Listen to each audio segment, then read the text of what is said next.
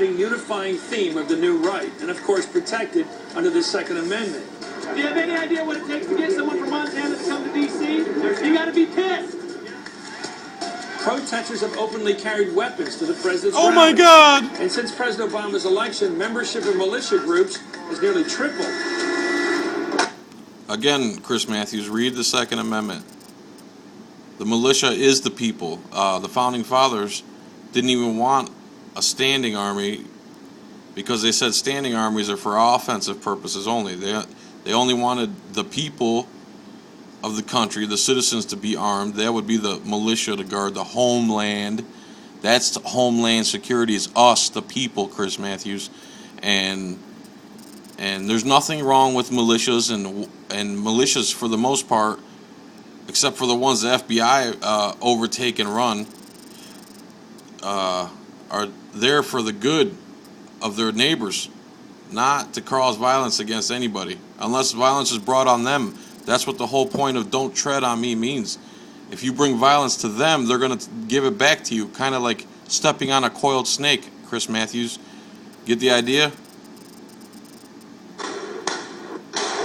We do a lot of marksmanship and drill with the guns because out of everything I carry on me, all of my equipment, the guns are the most dangerous item I have.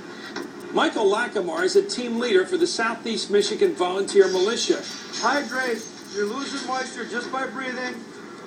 He and his fellow militia members spend weekends camped out in the snow, honing survival skills. There's one known linear danger area. Make sure you have water. There's 5 areas that we focus Not have on. a desert. Crime, disaster, invasion, tyranny. Wow. Crime, invasion, tyranny. Yeah. Chris Matthews, if your government became tyrannical, how would you protect your family? Or would you just submit and hopefully they wouldn't waterboard you and do something to your wife and kids? You know, at that point, you'd be on our side real quick. You'd be praying for a militia to come save you and your family's ass. That's for sure. Terrorism. All 5 of those cover threats that would interrupt our ways of life. And tyranny is one of them. Tyranny is something that we've been warned from the very beginning by the Founding Fathers that you have to be on guard against. The Michigan militia flies that familiar yellow flag as a symbolic warning to potential oppressors. The "don't tread on me" basically tells you, leave me alone. Let me do my thing. I don't need the government's help. I don't need the government's supervision. I don't want somebody telling me what and how to do things.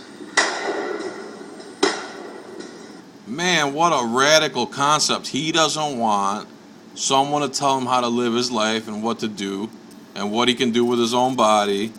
And he wants to keep his own money and property. Well, I mean, this guy must be Al-Qaeda, right, Chris Matthews? This guy must be a radical, new right-wing terrorist, right, Chris Matthews? You schmuck.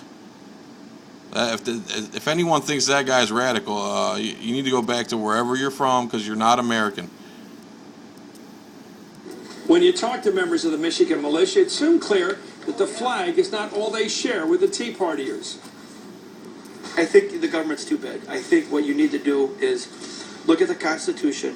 You see what's authorized and what's not. What's not authorized, you can... Oh my God, this guy said the Constitution, and what's not authorized, I think he's going to say, should be repealed or abolished. And of course it should be repealed and abolished. I know you're against that, Chris Matthews. I mean, anything above, any law enforcement above the county sheriff is basically illegitimate, you know. He is the highest elected law enforcement official. The federal government has no constitutional authority to give police powers to anyone above him unless it's for military. And they don't even do that right. They don't protect our borders or nothing. And these people are making sense to me. They look like regular guys with families to me. get rid of it. If you speak to a lot of the Tea Parties, they're kind of dismissive of what we do with the feeling that maybe we are too extreme for what they're trying to do. We're just like they are. They're just like us. The difference is where we focus our attention.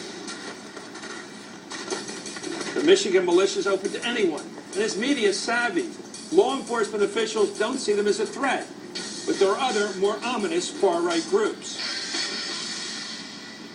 Coming up, could this rage on the right lead to violence? There's a huge amount of anger out there. What we're really lacking at this moment is a kind of spark. That was Mark Potok. That's their token mouthpiece from the Southern Poverty Law Center. You know, that's the guy they bring up every time as if he has credibility. And if you look into Southern Poverty Law Center's past, you'll find out that they were running some white supremacist camps in Elohim City, and they were involved in the Oklahoma City bombing, or somehow, some way were involved. I mean, I'm paraphrasing, but that's their token guy. Just like who's that guy that Glenn Beck always uses from Popular Mechanics? James Meggs. Here's another mouthpiece that every time, that's their go-to guy. This Mark Potok from the Southern Poverty Law Center, and then James Meggs from Popular Mechanics, who somehow he's the know-all, be-all of debunking 9/11 and FEMA camps. If James Meggs says it don't exist, it don't exist.